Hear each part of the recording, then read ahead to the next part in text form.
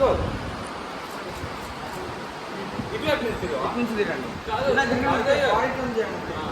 బాగా ఇంకా తిరగండి, ఇంకా తిరగండి.